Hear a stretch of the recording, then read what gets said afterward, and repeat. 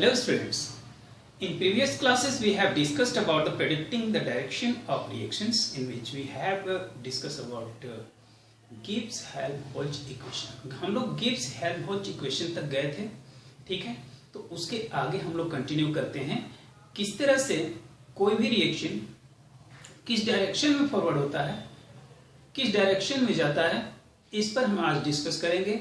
और इसमें most important होगा हमारा कि रिलेशन क्या है गिब्स फ्री एनर्जी, केसी और इक्विलिब्रियम कांस्टेंट और रिएक्शन कोएफिशिएंट में, इनमें रिलेशन क्या है, और इससे रिलेटेड हम लोग कुछ क्वेश्चंस करेंगे।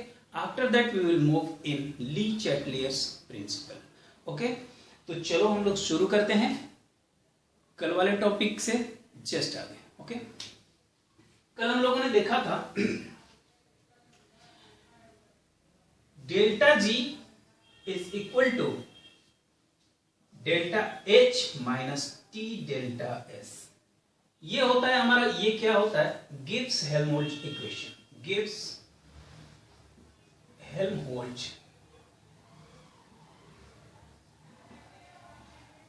इक्वेशन, ठीक है। तो यहां से हम ये पता कर सकते हैं कि what is the relation between equilibrium constant, Gibbs free energy and Gibbs free energy change and reaction quotient।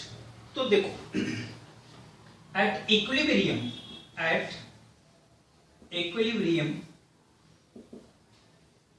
Delta G कितना हो जाता है, जीरो।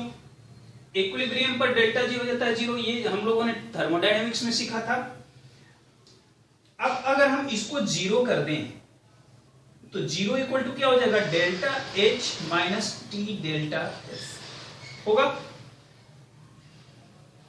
अब बताओ, इसे नहीं लिखेंगे, हटाओ इसको, ये आगे प्रोसीड कर देगा। एक चीज और होता है डेल्टा G इक्वल टू, हम ये भी जानते हैं कि delta G not minus delta G not, sorry not minus, plus RT NG, sorry RT log Q from this equation.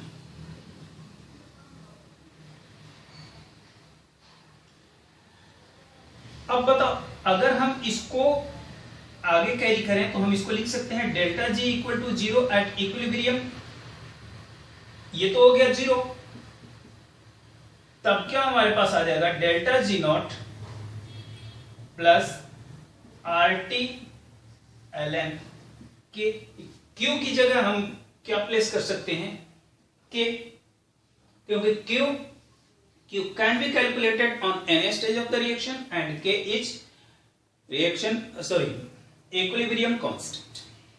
तो आगे हम अगर लिखना चाहें तो हम इसको लिख सकते हैं कि delta G not is equal to minus RT ln के, और इसी को आगे प्रोसीड करें तो हम लिख सकते हैं डेल्टा जी नॉट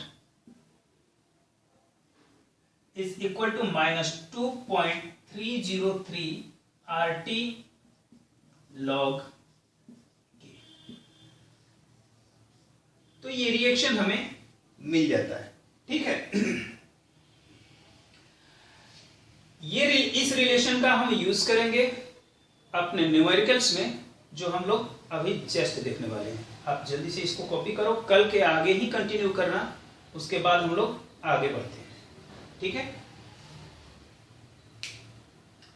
तो चलो इसके आगे हम लोग कोई एक क्वेश्चन करते हैं, वहां से आपको समझ में आ जाएगा किस टाइप के क्वेश्चंस हमसे इस बेस पर पूछे जा सकते हैं। हमारा क्वेश्चन है, the standard Gibbs free energy. Question is the standard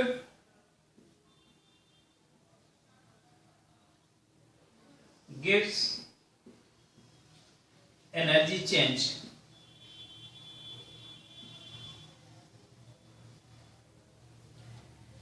at 300 Kelvin for the reaction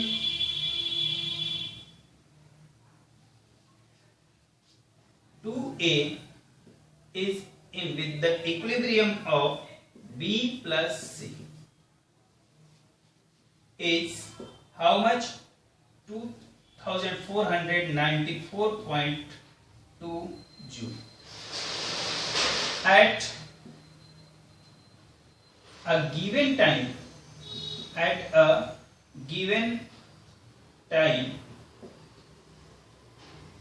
the composition of reaction,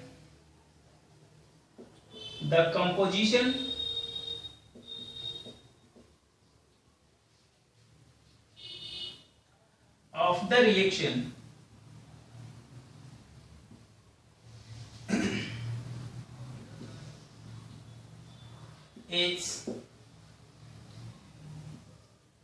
concentration of A equal to 1/2, concentration of B is equal to 2, and concentration of C is equal to 1/2. कहता है कि predict the direction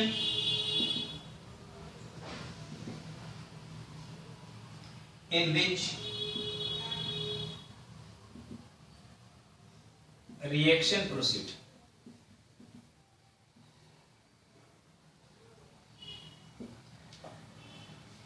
The standard gives energy change at 300 Kelvin is 2494.2 joule for this reaction. Is that? And the reaction mixture, composition of the reaction mixture is given. Concentration of A equal to 1/2, concentration of B equal to 2, and concentration of C equal to 1/2. We have to find the direction in which reaction is proceed. तो चलो देखते हैं कैसे carry होता है. चलो देखो, पहले हम क्या करेंगे, रिएक्शन लिख लेते हैं. रिएक्शन हमारे पास क्या है? 2A is with the equilibrium of B plus C and given delta G naught gives energy change. कितना दिया हुआ है? 2494.2 जूल पर मोल दिया हुआ है. यहां पर मोल छूट गया. ओके, अब देखो R की वैल्यू हमें पता है. R की वैल्यू कितनी होती है? 8.314 जूल पर केल्विन पर मोल, and temperature is given 300 Kelvin. Put all these values in the relation. हमें पता है क्या? delta G naught equal to minus 2.303 RT log K. ये हमें पता है. ठीक है, तो यहां से इसकी वैल्यू हम रखते हैं.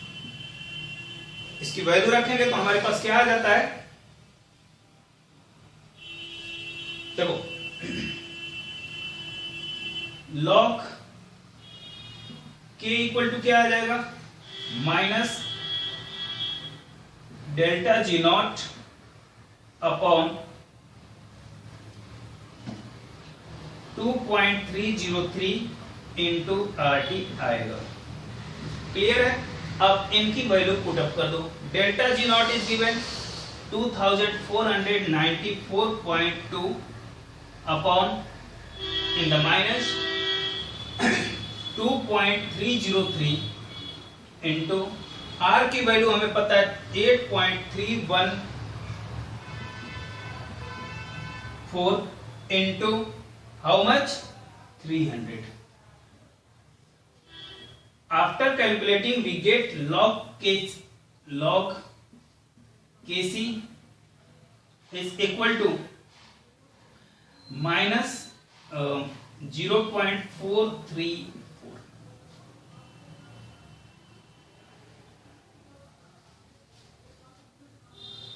कितना आएगा? माइनस 0.434. अब अगर हम लॉग हटाते हैं तो केसी इक्वल टू क्या आ जाएगा, एंटी लॉग माइनस 0.434 और ये होता है 0.367 के इक्वल। अब देखो यहां पर केसी की वैल्यू हमारी क्या आ गई, केसी की वैल्यू आ गई 0.367। इज दैट हमारे पास कॉन्सेंट्रेशन दिया हुआ है ए का, बी का और सी का। यहां से हम कैलकुलेट कर सकते हैं क्यू सी। ठीक है, तो आप इसको कॉपी कर लो क्योंकि हमारे पास स्पेस इधर जरूरत पड़ेगी। कॉपी करो, फिर हम आगे प्रोसीड कर सकते हैं।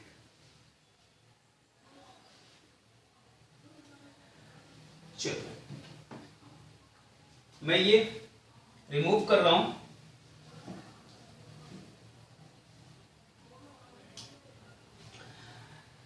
Now concentration of A is given 1/2, concentration of B is given 2 and concentration of C is given 1/2. We calculate QC now. QC equal to क्या होगा, QC equal to होगा concentration of B into concentration of C upon concentration of A. Put the value, concentration of B 2 multiplied by 1/2 divided by 1/2 होगा। Clear है? और ये 2A है तो यहां पर क्या हो जाएगा, स्क्वायर। इसका क्या हो गया, square.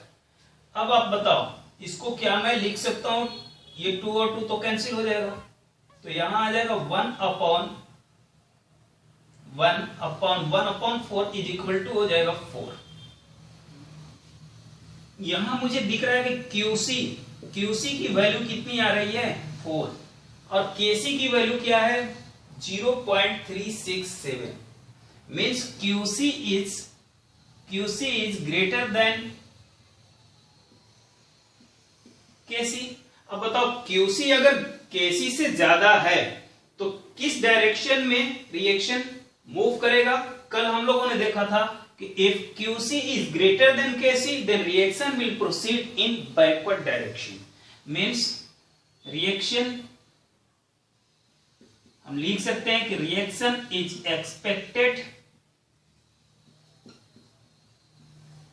To proceed in backward direction।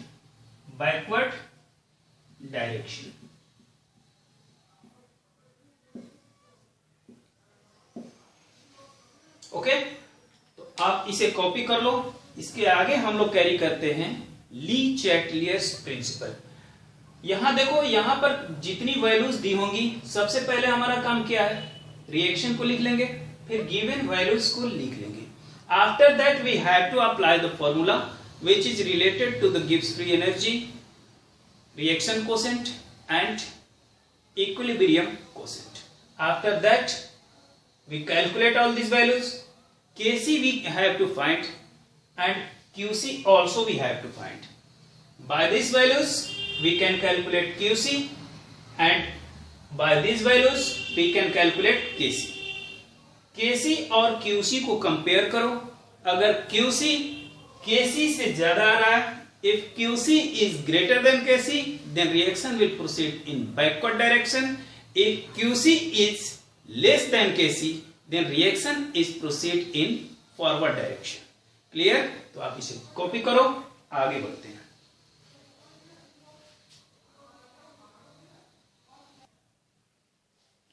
I hope you all have copied it।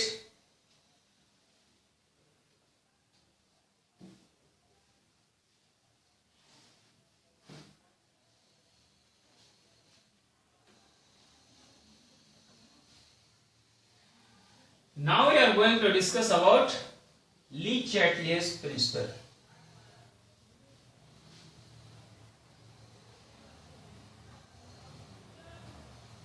That is our topic।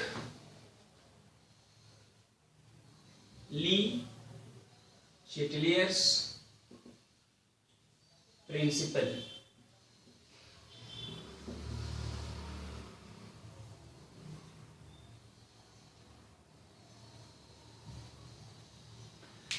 तो देखो ली चैटलियर्स प्रिंसिपल क्या कहता है, ध्यान से समझो, पहले आप इसको समझ लो फिर हम लोग आगे इसको कैरी करते हैं। ली चैटलियर्स प्रिंसिपल क्या बताता है कि if any reaction is in the state of equilibrium, अगर कोई रिएक्शन स्टेट ऑफ इक्विलिब्रियम में है, ठीक है, तो उस केस में if we change the concentration of reactant or the concentration of product, equilibrium will wants to undo the change। उस चेंज को इक्विलिब्रियम क्या चाहता है, अनडू करना चाहता है by the shifting of direction in forward और बैकवर्ड। चाहे वो फॉरवर्ड डायरेक्शन में कर ले या बैकवर्ड डायरेक्शन में अपने आप को शिफ्ट कर ले, इक्विलिब्रियम क्या चाहता है कि जो चेंज हमने किया है ठीक उसका अपोजिट वर्क करेगा। ये कहता है ली चैटलियर्स प्रिंसिपल। मान लो हमारे पास कोई एक रिएक्शन है that is a equilibrium with B plus C. कहता है कि अगर इनमें से कोई भी चेंज कर दो, यहां 1 मोल से बनता है 2 मोल, इधर कितना हुआ 2 मोल, इधर कितना है 1 मोल। बताओ अगर मैं इसमें क्या करूं, कॉन्सेंट्रेशन बढ़ा दूं, क्या कॉन्सेंट्रेशन बढ़ा दूं,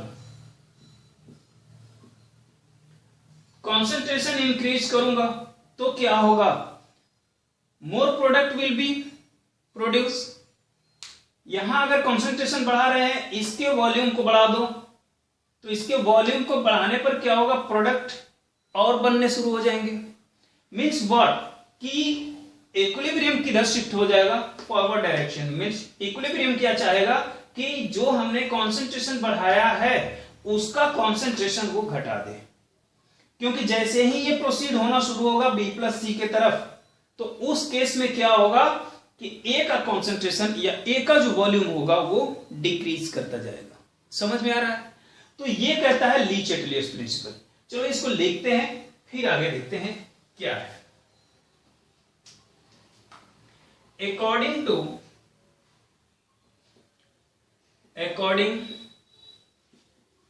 this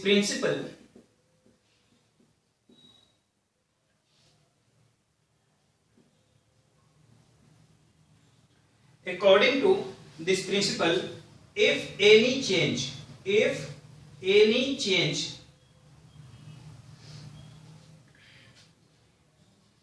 is imposed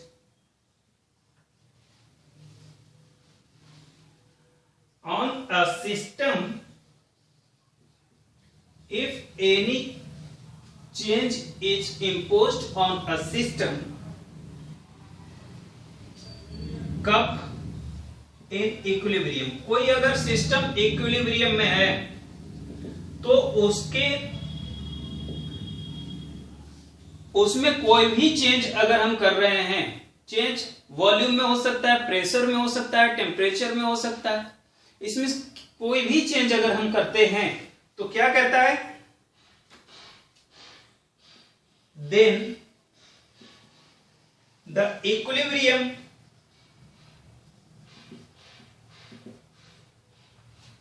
will shift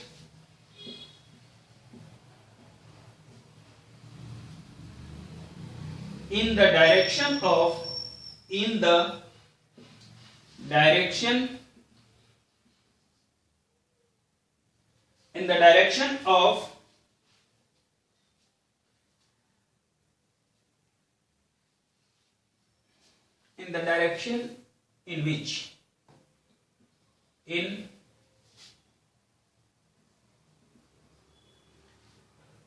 which the effect of change gets neutralized। Means equilibrium wants to undo the change. क्या चाहता है कि वो उस चेंज को अनडू कर दे, जो हमने चेंज उसमें किया है। अगर हमने प्रेशर बढ़ा दिया तो वो चाहेगा कि प्रेशर को घटा दे, और ये उस रिएक्शन के चेंज को अनडू करने के लिए वो क्या करेगा, रिएक्शन को या तो फॉरवर्ड डायरेक्शन में शिफ्ट कर देगा या तो फिर वो बैकवर्ड डायरेक्शन में शिफ्ट कर देगा। ठीक है, जैसे मान लो हमारे पास अगर कोई एक रिएक्टेंट है और ये इक्विलिब्रियम के साथ है, किसके साथ, प्रोडक्ट के साथ, प्रोडक्ट के साथ। तो बताओ इस केस में क्या होगा, जितने मोल्स इधर होंगे इक्विलिब्रियम में उतने मोल्स अप्रोक्सीमेटली इधर होंगे। हालांकि ये जरूरी नहीं है, कभी कभी ऐसा भी होता है, वो तो delta change in G equal to 0 वाले केस में आ गए। रिएक्टेंट में कुछ मोल्स होंगे, प्रोडक्ट में भी कुछ मोल्स होंगे। बताओ रिएक्टेंट के मोल्स को अगर मैं इंक्रीज कर दूं तो प्रोडक्ट का मोल कम होगा। रिएक्टेंट के मोल को हमने बढ़ा दिया, after that reactant is more amount here. Reactant क्या करेगा, मोर प्रोडक्ट बनाना शुरू कर देगा। तो उस केस में रिएक्शन किधर फॉरवर्ड होगा, किधर मूव करेगा, फॉरवर्ड डायरेक्शन में। आफ्टर सम टाइम जब रिएक्टेंट और प्रोडक्ट दोनों इक्विलिब्रियम में आ जाएंगे, रिएक्शन विल बी एस्टैब्लिश्ड। अब यहां equilibrium will be established, sorry. अब यहां देखो, if we remove the product, अगर मैं प्रोडक्ट को हटाता जाऊं, प्रोडक्ट को हटाता जाऊं, तो उस केस में क्या होगा, रिएक्टेंट प्रोडक्ट बनाता जाएगा, बनाता जाएगा, बनाता जाएगा, और मैं प्रोडक्ट को हटाता जाऊं, तो उस केस में क्या होगा, रिएक्शन फॉरवर्ड डायरेक्शन में मूव कर रहा है। अगर मैं प्रोडक्ट को बढ़ा दूं तो क्या होगा, रिएक्शन बैकवर्ड डायरेक्शन में मूव करना शुरू हो जाएगा। क्यों, क्योंकि इक्विलिब्रियम क्या चाहता है कि जो आपने किया है ठीक उसका अपोजिट वो वर्क करे। क्लियर है ना। तो इसके लिए चलो हम देखते हैं कि इफेक्ट क्या होता है, कौन कौन से कैसे इफेक्ट करता है। तो पहला हमारा है इफेक्ट ऑफ एडिशन ऑफ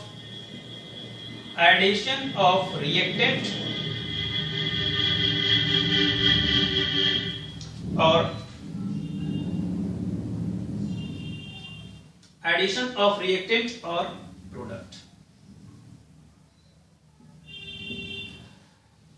अगर हम रिएक्टेंट को ऐड करें और ज्यादा रिएक्टेंट ऐड करते जाएं या फिर और ज्यादा प्रोडक्ट को ऐड करते जाएं, तो क्या इफेक्ट पड़ता है। इस केस में देखो, if more reactant is added, more reactant is added or product is removed, sorry more reactant is added or product is removed, product is yes removed। अगर हम रिएक्टेंट को और ज्यादा इस रिएक्शन में ऐड करते जाएं या प्रोडक्ट को हम वहां से रिमूव करते जाएं, दोनों केस में देखो, रिएक्टेंट को या तो हम और ज्यादा ऐड करते जाएं या फिर प्रोडक्ट को क्या करते जाएं, रिमूव करते जाएं कंटिन्यूअसली, तो उस केस में क्या होगा, इक्विलिब्रियम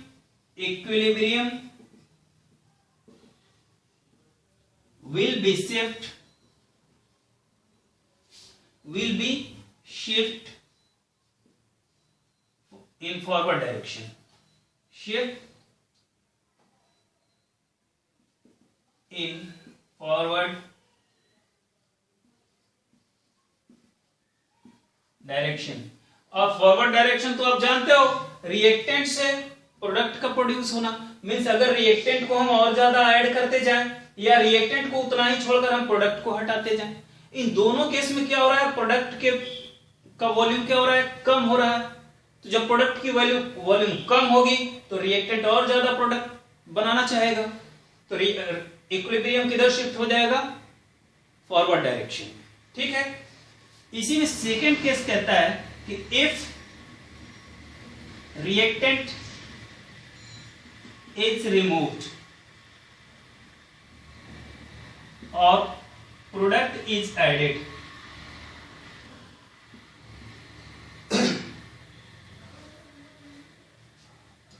प्रोडक्ट इज एडेड।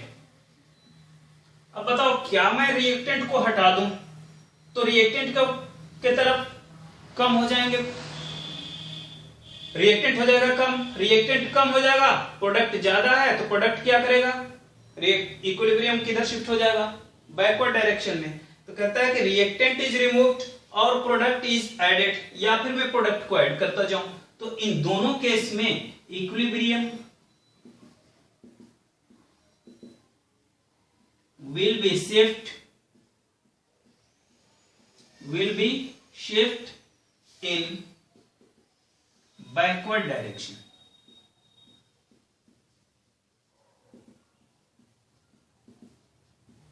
ठीक है, इसे आप लोग लॉजिकली समझा करो, इसे जरूरत नहीं है कि आप पूरा का पूरा याद करते जाओ, रटो मत, समझो इसको कि अगर रिएक्टेंट हम बढ़ाते जा रहे हैं, रिएक्टेंट बढ़ाते जा रहे हैं, कंटिन्यूअसली बढ़ाते जा रहे हैं, बढ़ाते जा रहे हैं, बढ़ाते जा रहे हैं, तो उसमें क्या होगा, रिएक्टेंट तो बढ़ रहा है, more product will be produce. अब प्रोडक्ट कब बनेगा, जब रिएक्टेंट प्रोडक्ट बना रहा, भाई रिएक्टेंट प्रोडक्ट बना रहा है तो रिएक्शन फॉरवर्ड होगा।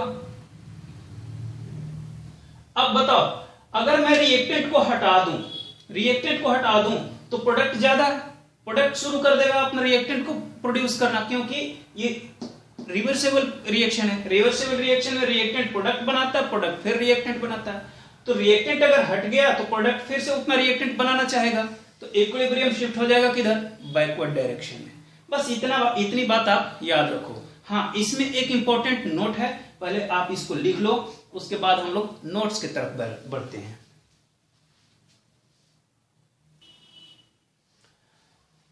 अब देखो, ये तो हुई बात किस केस में, जब रिएक्टेंट और प्रोडक्ट दोनों क्या हो, गैसियस स्टेट।